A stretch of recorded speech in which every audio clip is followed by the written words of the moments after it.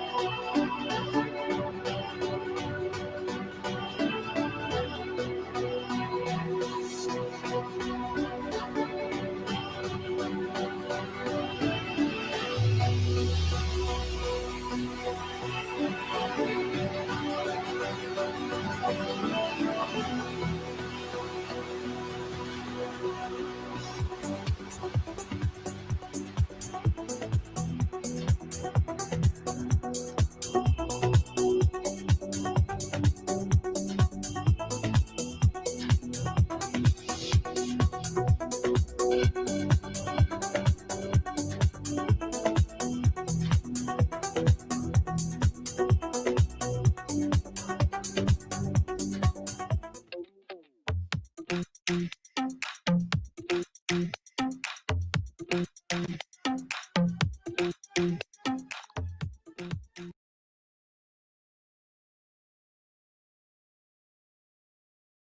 morning, CNET fans. I'm Ashley Esqueda, coming to you live from my office in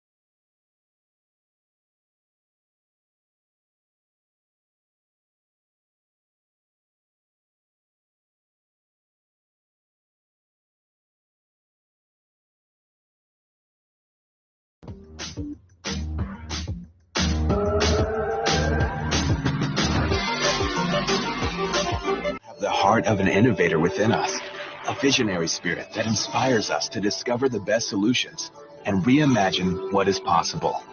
From distant creative minds, groundbreaking ideas have sparked to life. Revolutionary technology has redefined care and well-being, transformed entertainment, driven the next generation of business, and made strong.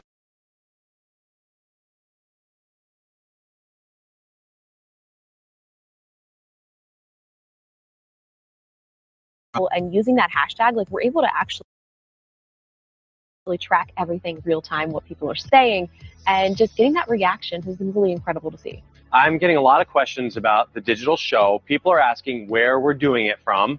And I haven't really said, but we're near Seattle at the Microsoft studio. So that's been really cool. Some people thought we were in Las Vegas. Some people might have thought we were in Los Angeles, but no, we're here in Seattle. And by the way, it has been raining almost nonstop since we've been here. Yeah, it's kind of crazy, especially from being from Los Angeles where we don't see rain or any type of weather. But I've always wanted to visit these studios. So this is kind of like a dream come true for me. It is. And the digital show has been going really well. The feedback that I've gotten on it is that people are digging it because you can kind of come and go as you please, at your own time, on your schedule. You can watch things up until February 15th. Mm-hmm. But the journalists I'm talking to say that they actually sort of miss Las Vegas, even though last year, nobody would have ever admitted that. When you say you have to go to Las Vegas for CES, you hear that grumbling. But this year, everyone's like, all right, I'm kind of ready for next year again. I mean, I was one of those because it's such a process to pack and get ready and do all of that. But now that we're not there, like I do miss it because, that human connection is something that I think we all love and we strive to. But just being able to have all of this at our fingertips is amazing because there's so many people able to experience this that wouldn't have never been able to travel to Vegas. So they're able to share in the passion that we have for CES. Well, this is the longest I've ever gone without going to Las Vegas. It's been a full year, which is pretty substantial for me. All right, we are so excited to bring you another full day of announcements, news, reveals, and much more from the most influential tech show on the planet. Now, like we said, for the first time in over its 50-year history, CES has gone all digital, which means you at home have a front row seat to the latest in the world of innovation. Yeah, and yesterday we got things started off with a bang. We heard from global brand leaders at GM, AMD, Best Buy, and that's just to name a few, because this show is unlike any other. The CES 2021 experience is all about making it work for you. Everything is customizable, down to which sessions you want to participate in, exhibitors you want to connect with, and global thought leaders you want to hear from. Hopefully by now, you guys have filled out your profile. I know Rich and I have. We definitely have got those avatars up there. Do you have a username yet? I just picked it. It's Rich on Tech 1337. I see what you did there. I know you did. Once you fill out your interests, it is the best way for exhibitors and other attendees to find you. Now, from there, you can search through conference and spotlight sessions that match your interests. Just click the Add to My Show button to populate your schedule. And while we can't meet up in person, Microsoft Teams has made it so easy to stay connected with meetings and all of the messaging functionalities. It's all trackable in the Activity Center, and that's where you'll have access to your schedule. You can reply to messages in your inbox, and you'll be able to identify any gaps that you might want to fill in your schedule. Do you ever just pin someone on Microsoft Teams to just kind of watch them as they do a video chat? I love their new stadium seating that they have, so it looks like you're sitting next to people. That is really cool. I haven't checked it out, but that is so cool. It's great. All right, one more thing. While our live stream is the perfect place to kick off your day, do not forget to check out the exhibitor directory. That's where you can connect with almost 2,000 exhibitors. There are so many to explore. Don't forget to use that refine results filter to filter the topics that you want to learn more about. And for more of what CES has to offer, like live demos, virtual booth experiences, and content exclusives, click over to the exhibitor showcase. We have plenty to keep you going beyond what we're doing on this show, which is a lot. There's so much going on, but if you do miss something, it's totally fine because you can come back here to watch all of the video on demand of keynote addresses, sessions, fireside chats, and these are all accessible through February 15th.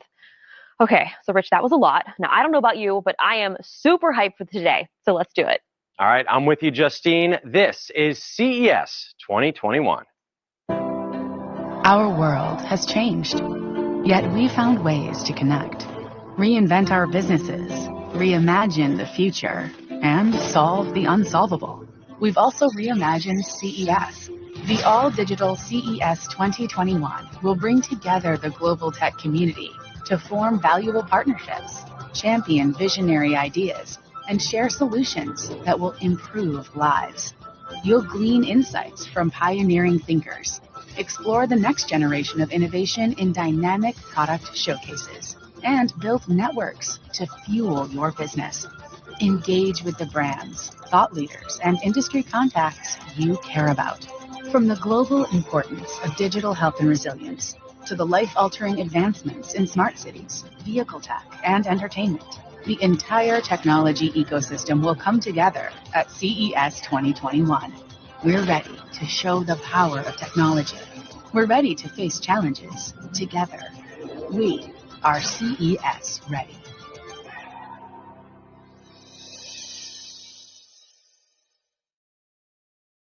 This year, CES is all digital, and with that comes a brand new digital venue.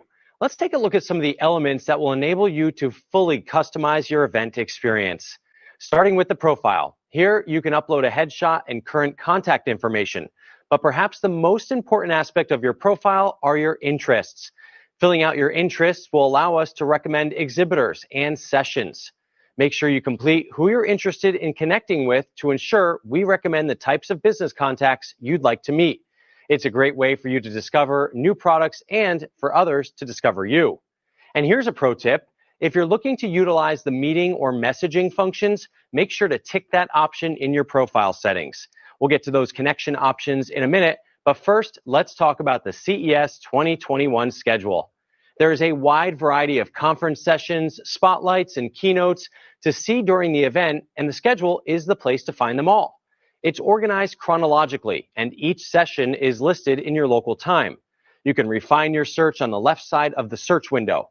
And once you've found the session you'd like to attend, simply click Add to My Show, and it will be added to your event calendar. You can access your schedule in a few different ways. First, through the My Show tab at the top of the screen. For a quick, glanceable view, check out the Activity Center dropdown on the right side of your screen. It will give you a countdown to the time you've got left before your next session or keynote, and it will remind you of any upcoming meetings. Now, it wouldn't be CES without an expo hall, and this year is no different. With more than 70 exhibitor spotlights over the course of the event, there are plenty of live presentations and demos to experience. So make sure when you see those in the schedule and throughout the exhibitor showcase, you add them to your agenda once again with the Add to My Show button. Adding these sessions are particularly important when you want to come back to review the on-demand content after the show wraps. Fun fact, the site and resources will be available through February 15th, 2021. The Exhibitors tab is going to be your home for the gallery of products and services on display throughout the event. While our live stream is a great place to start your day and come back to throughout your time at CES, the Exhibitor Gallery is where you get to explore almost 2,000 exhibitors and showcase the future of tech with live demos, virtual booth experiences, and content exclusive to our CES audience. Customizing your experience is only part of the CES 2021 agenda. Connecting you with peers and experts is another. This year, we've made it easy to discover people and products you're interested in, as well as for those exhibitors and attendees to discover you based on those interests. Whether you're looking to connect with a particular speaker, any of our exhibitors, or simply another attendee, our directories are your one-stop shop. Simply search by company, topic, or technology keyword, and you are good to go. The site also features a place to create and manage meetings. Select up to 29 other attendees to add to a meeting. Once at least one person accepts, the site will automatically generate a Microsoft Teams meeting link at your specified day and time. The Activity Center on the right side of the screen is a great place to keep track of those meetings quickly and easily. With this brand new experience, we encourage you to explore the many facets of the site to get the most out of your CES 2021 experience. By the way, all the tweets are already coming in from folks around the world. I love it. We have viewers Tokyo. Yeah, It's so exciting. All over the place. CES 2021 is a hashtag. We are looking at those.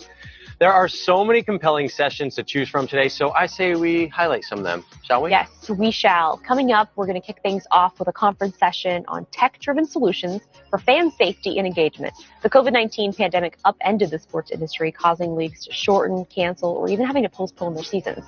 And then, of course, there were the fans, or I guess lack thereof.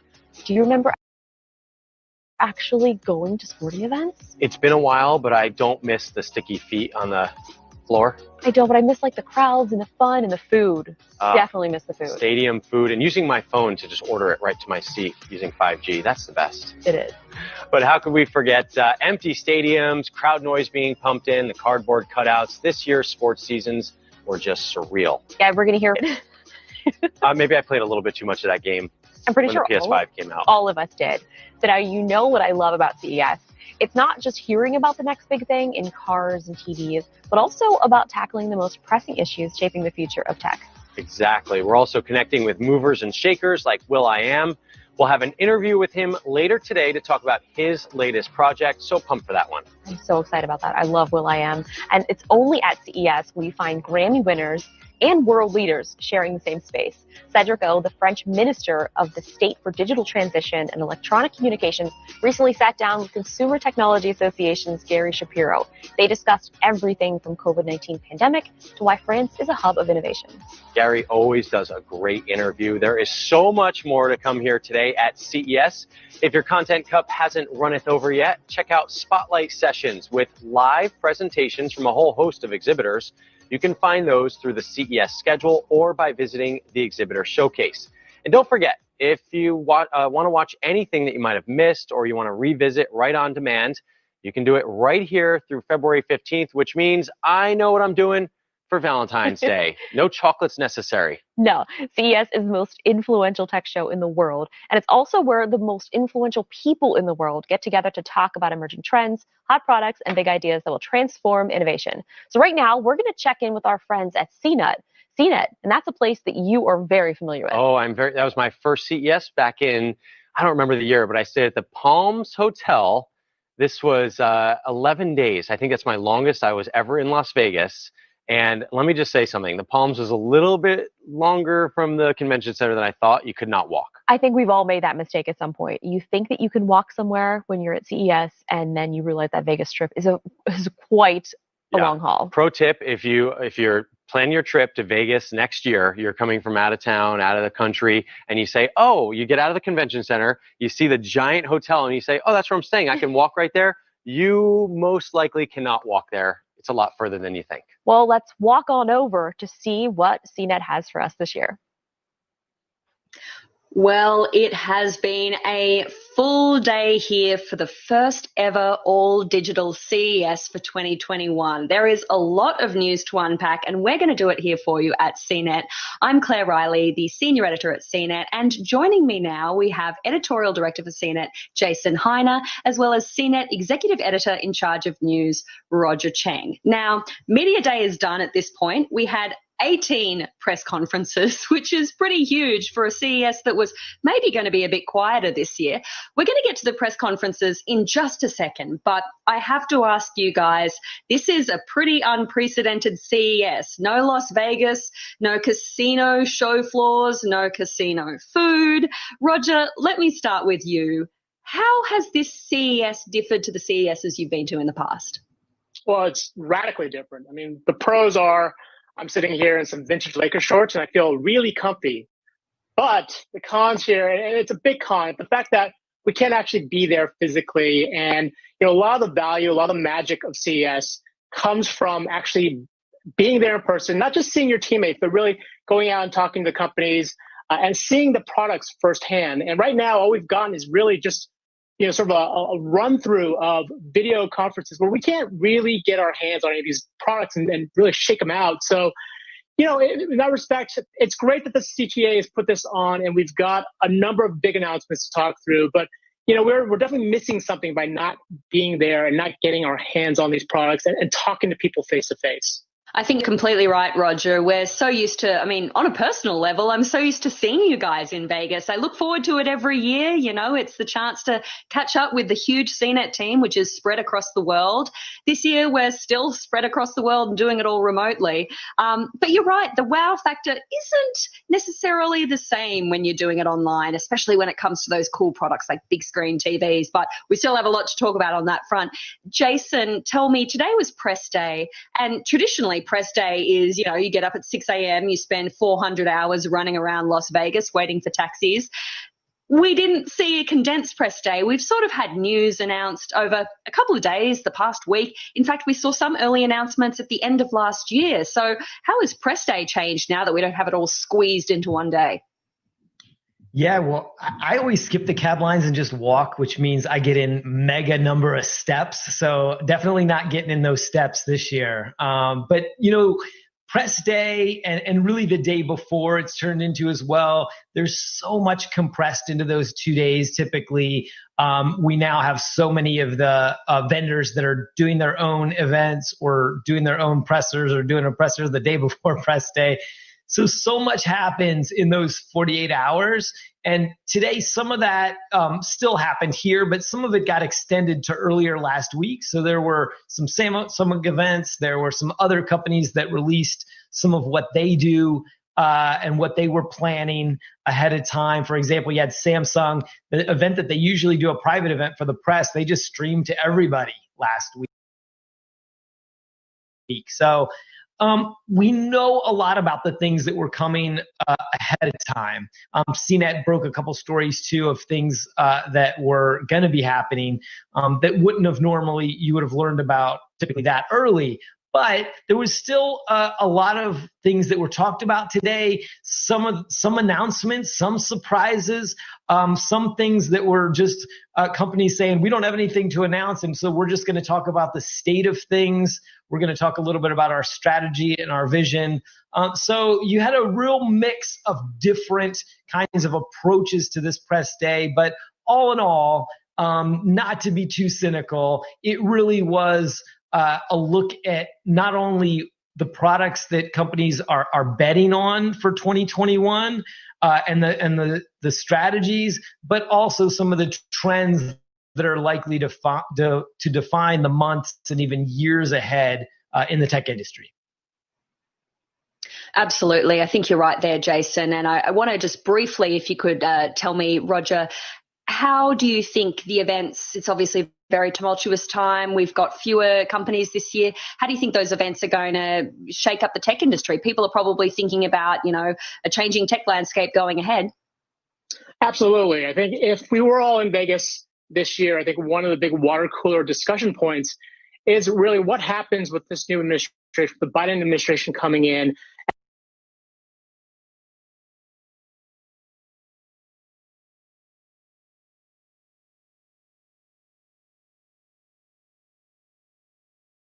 And really, the fact that we're still dealing with that right now. That's kind of the issue with CES this year.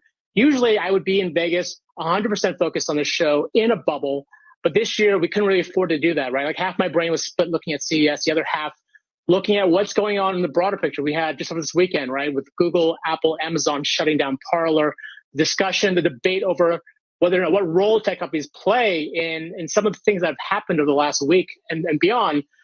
That's a big overhang. So, it's clearly something that is an issue and would have been a big topic of discussion had we all been in Vegas together.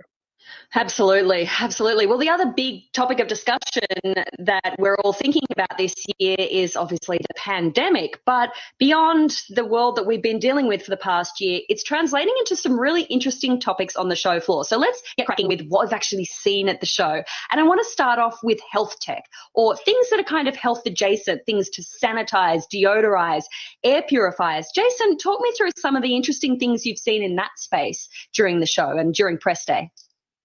Yeah, well, it didn't take long for this show to quickly become about the pandemic. And you can understand marketers try to connect whatever they've got to the trends that are happening in the world or the things that are top of mind for people. And so we saw this early on. One of the earliest press conferences was LG, and they came right out and talked about interestingly enough, some things that they talked about last year, but were kind of anomalies and we didn't necessarily pay a lot of attention to. These masks. What COVID did not actually bring is that you can't use masks. So what I actually said is that this robot is pretty cool, but I can't say it myself.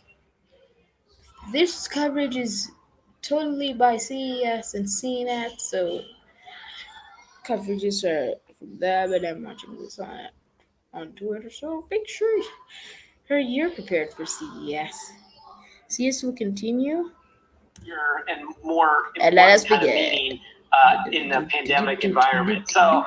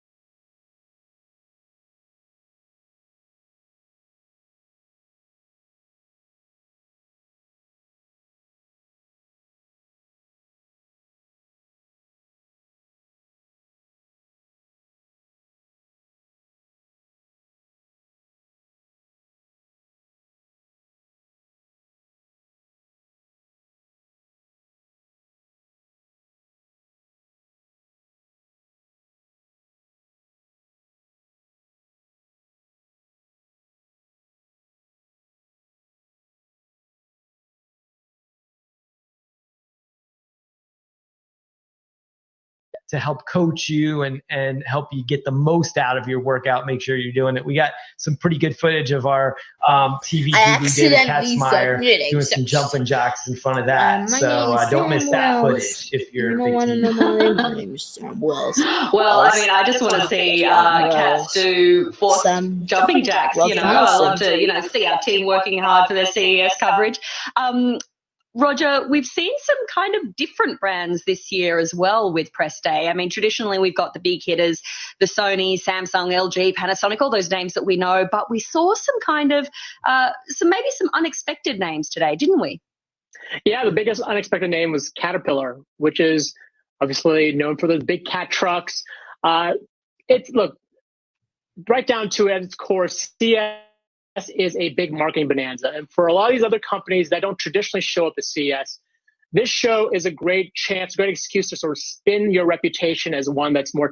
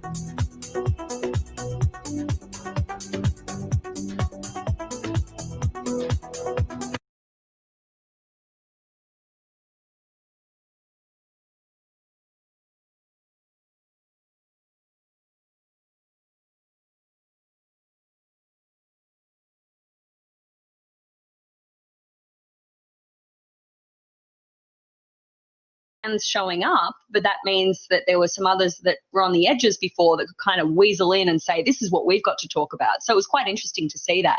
Now, Jason, smart home tech is always a big category. People think of CES as a tech and gadgets show, but really appliances are breaking into the technology world, and there's so much interesting stuff happening in this space. Can you tell me some of the cool and exciting smart home tech that we saw today?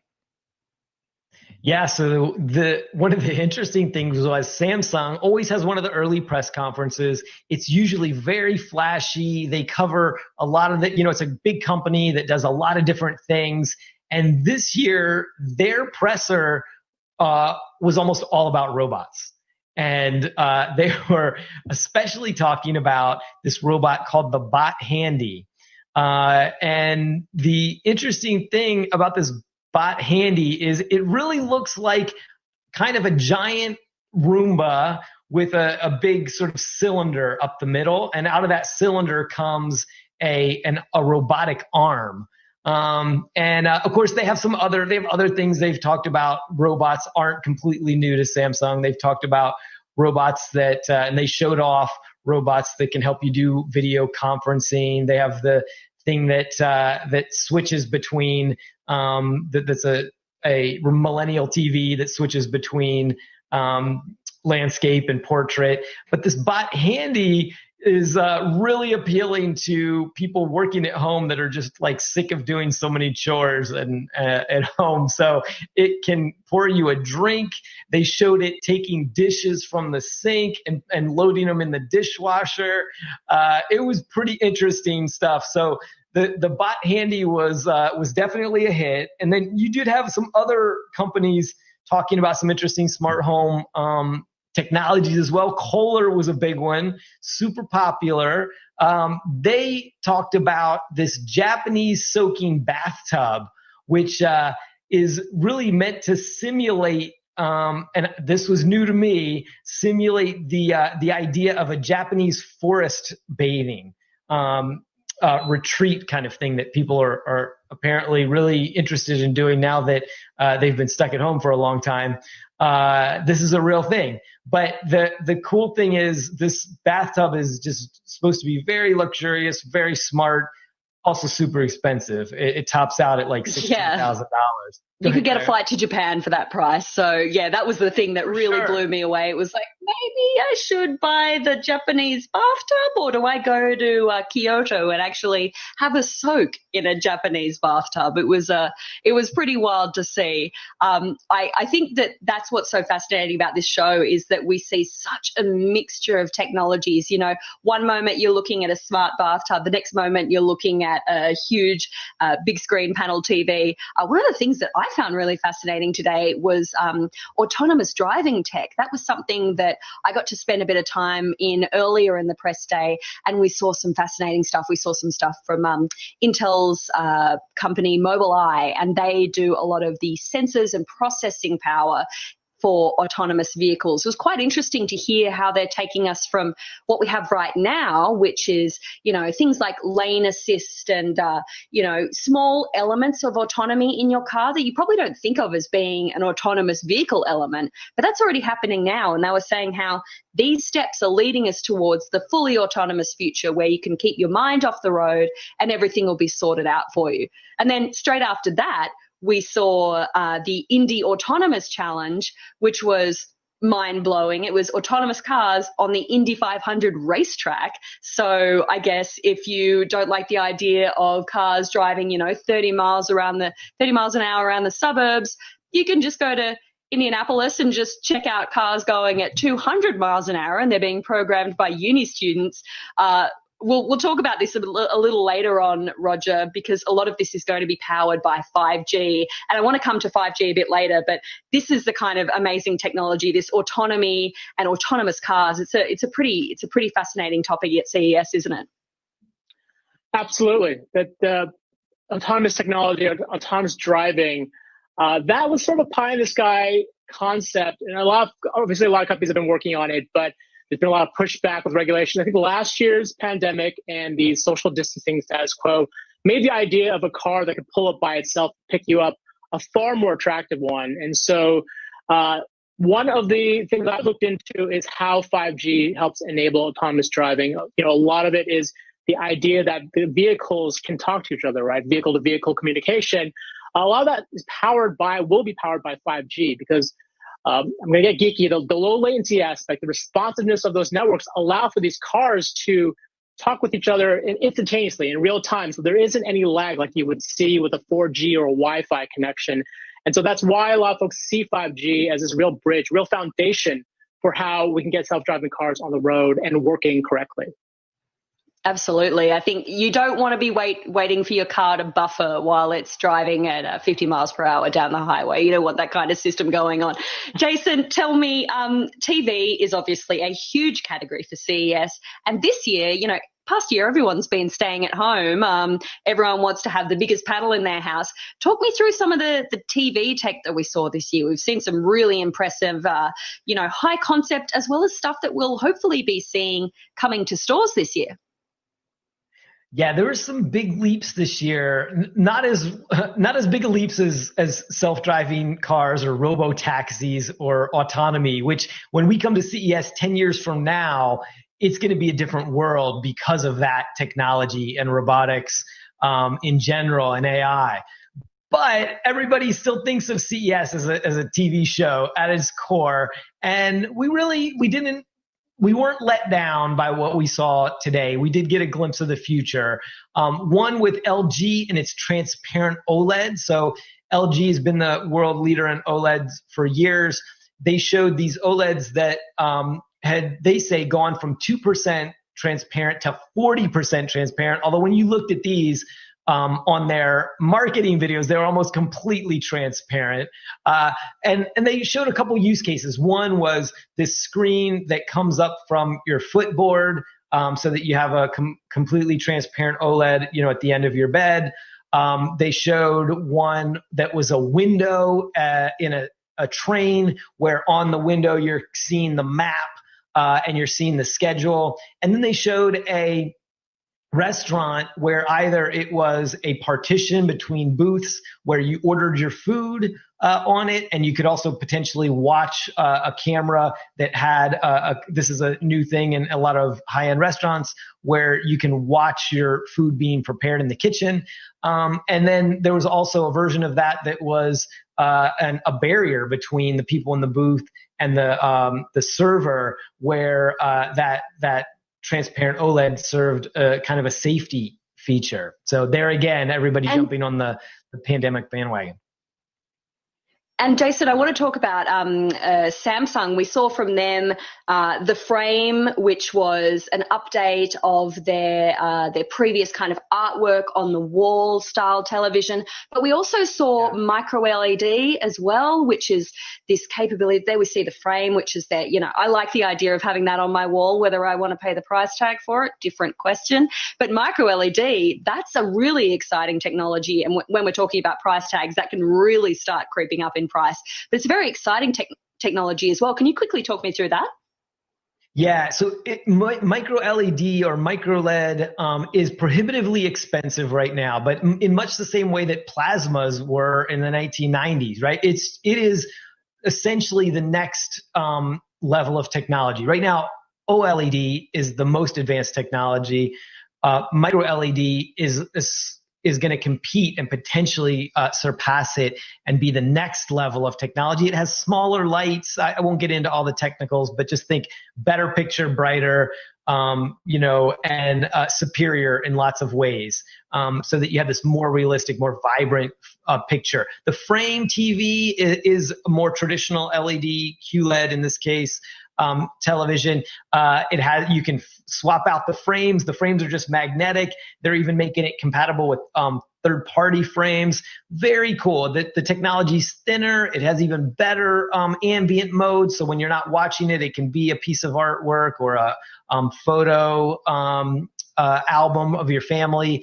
And it's really an attractive piece of art that you could put in your home. I'll give you one more TV thing, and that's TCL getting into 8K, and they may actually break 8K into the mainstream this year, because that TCL, David Katzmeyer, our TV guru, said, we might expect this to end up at the like $1,500 or less range. And at that point, then 8K is going to become a much more real possibility for average folks to start thinking about. Fantastic. I mean, yeah, we saw so much TV technology this year. I can't wait to actually see it so I can get it in my house, not just on the show floor. Roger, I'm conscious of our time. We are going reasonably, gosh, there's so much to cover, but I want to talk about mobile. And obviously you're our mobile guru, you're our 5G guru, but tell me, we saw some really, really cool stuff today, didn't we, in the mobile space? Yeah, mobile's traditionally not had a huge presence at CES, but this year had some little buzz. LG teased a rollable phone. This is the LG Rollable, not the most creative name, but very cool. It was a brief glimpse to the point where people thought maybe it was just a concept device, but I was actually able to confirm that this phone will go on sale sometime later this year. As you can see, the screen extends out, so it goes from a phone to a tablet based on your usage. So very cool stuff, and I think it's really going to be sort of a tease as to what we're going to see this year, because we've seen a couple of other rollables teased out as well. So it should be a pretty exciting year for phones. Yeah, absolutely. I think we also saw a fantastic, the TCL kind of the rollout sort of screens. And then there was one that looked like a treasure map. And it was, I don't know that I'll actually be going to buy one of those from a store anytime soon. But I mean, that's what I love about CES. You can see some really, really bonkers stuff happening in the display space. So I love to see that. And Roger, while we're on you, tell me, we talked a little about it earlier. Are we going to see some more stuff in the 5G space? You expecting a lot of announcements? Verizon's obviously got their keynote. So are we expecting a lot of big news on that? Yeah, I wouldn't expect any product or device news or even pricing plan news from Verizon. Hans Vestberg, the CEO, was here 2 years ago, or not here, but in Vegas, doing a keynote where he talked about the 8 currencies, which is their jargon for applications.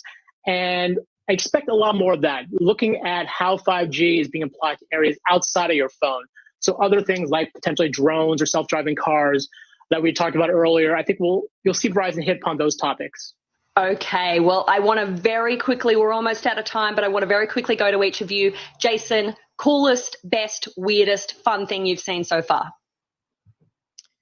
Definitely the advances in autonomy with autonomous cars and the vehicle to vehicle and vehicle to infrastructure. It's very geeky stuff, but it is the stuff that a decade from now, when we come to CES, it's going to be a different world. And we're seeing these things unfold before our eyes, and we're seeing the advances happening year after year, especially the last few years. And it really is gaining velocity. I'm just really excited to keep learning more about it at this show and then throughout 2021. Fantastic. And Roger, what's your favorite from the show so far?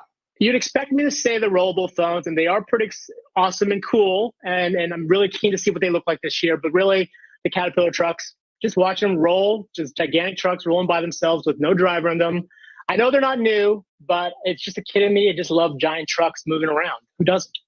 I love to see it. I love to see you guys just getting excited about trucks.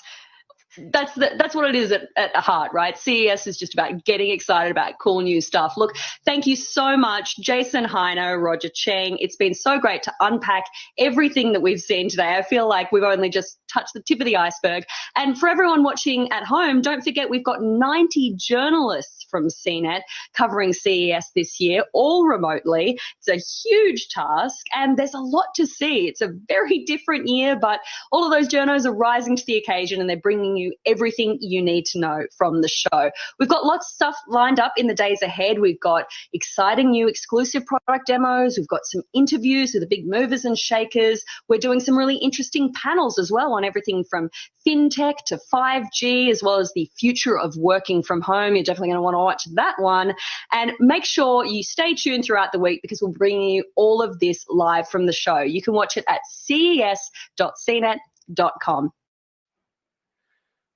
Claire did such a fantastic job with that interview. I love what she said about that bathtub for 16 grand. You can just fly to Japan to get that same experience. All right, now I know you are watching at home and you're sharing some of your thoughts about CES 2021 using that hashtag CES 2021. So let's go over to Justine and see what you're saying. Over here on our wonderful Surface Hub. I love this thing, by the way. Like, this is, I wish that this would fit in my house.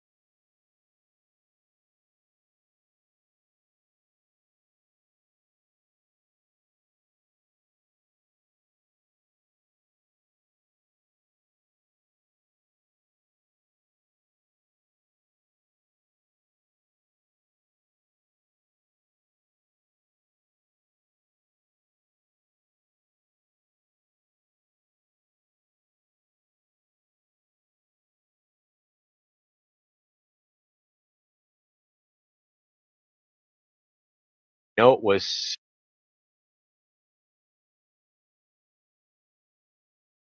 more diversity at the table in everything we do, especially in technology. And this is a huge thing that we've been talking about here. So thank you, JC, for bringing that up here to our tweet board. That is a good point, because the more backgrounds we have of people in technology, the more ideas we have, because you can't think that just one person can come up with every solution we need here in this world based on one background.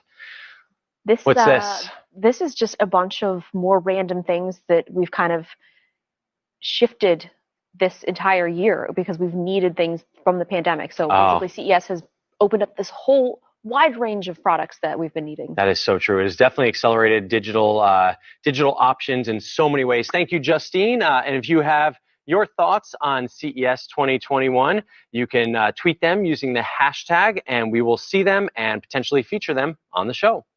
All right, our next guest knows how impactful technology can be in solving real-world problems, from the pandemic to accessing clean drinking water.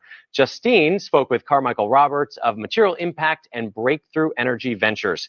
He revealed not only what he looks for in a startup, but also the tech trends that he is most excited about. You are watching CES 2021. Carmichael, thank you so much for joining us today.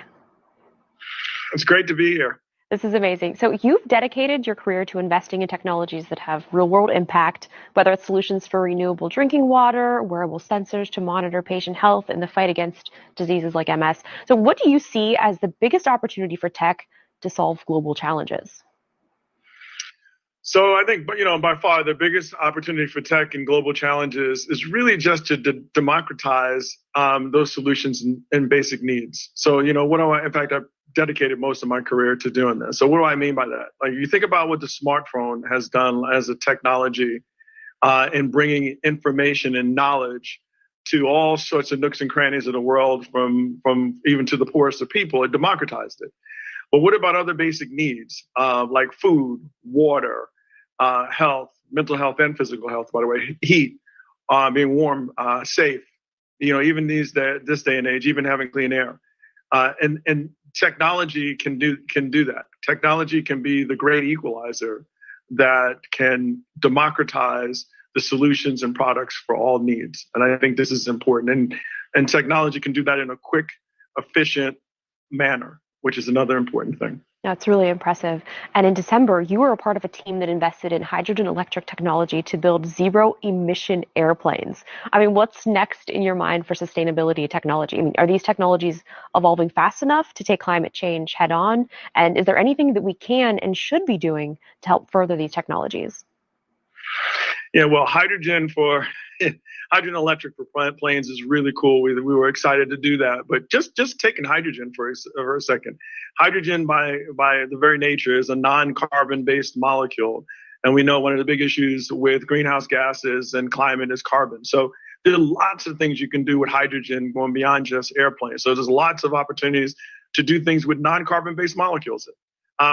But if you even think about carbon-based molecules, CO2, methane, and those sorts of things, there are opportunities within those molecules as well. Think about different ways of handling things, molecules, managing, manipulating carbon in positive ways by capturing it, changing it, or even using that as a critical raw material in a product that gets manufactured, where you soak up all that carbon at scale. So let me give you an example. We have a company at Breakthrough Energy where I'm on the investment committee. Called Carbon Cure. So literally in the name, and it's a company targeted towards cement. Think about how much cement is made all around the world and the volume of cement. And then imagine taking that carbon and using it as a raw ingredient, where you actually take something like cement, which is a huge GHG contributor, and you turn it into something that actually soaks up a lot of the bad stuff, if you want to call it, if you will. So there are big areas that we've barely scratched the surface in: transportation, electrification of the grid, building materials, agriculture, food, advanced manufacturing. I mean, even for everyday consumer products, we've barely scratched the surface to date. And the kind of things you asked, like, what can we do? We need to continue to fund basic research to applied research where we're making products. We need to promote collaborations between small companies and large companies all around the world. That's a big global opportunity. Governments play a huge role in this whole thing as well. Regulations and policies, they're there to protect people, but they can also get in the way. So you can imagine there's a lot of things that the governments can do to accelerate the deployment. Think about in the pandemic, the importance of accelerating deployment. And we need to just educate consumers. New products are different. They can be weird different, or they could be not weird different. We got to get people to embrace the newness of it, adopting things in the rollout. In fact, this is probably where a conference like CES becomes so important because of the overall powerful membership and the visibility. Yeah, I mean, this is where a lot of this kind of sets up the future. So for you, in your role at Breakthrough Energy Ventures, what do you see as the most promising areas of research and investment in energy and material space that could significantly impact the consumer technology industry? Well, there's quite a few. What are the most promising? I would say, I can't help but mention food. I think about that from a consumer standpoint. Last time when I was at CES, when we were all in person, I remember walking around eating an Impossible Burger. But there are really exciting companies in all sorts of areas in food. We've got another one that's worth paying attention to called Nature's Fine, that's making some really interesting things around food in our portfolio. But even things like palm oil, which is got all sorts of implications both in the environment and in GHG. We have a company called C16. So it's exciting stuff in food, transportation, household technologies. I would say, think about heating, electricity, even handling garbage in the household. People, I don't know many people realize, but garbage dumps are huge emitters. Clothing, when you look at synthetic versus sustainability, type things, another type of basic needs. There's a tremendous amount of opportunity.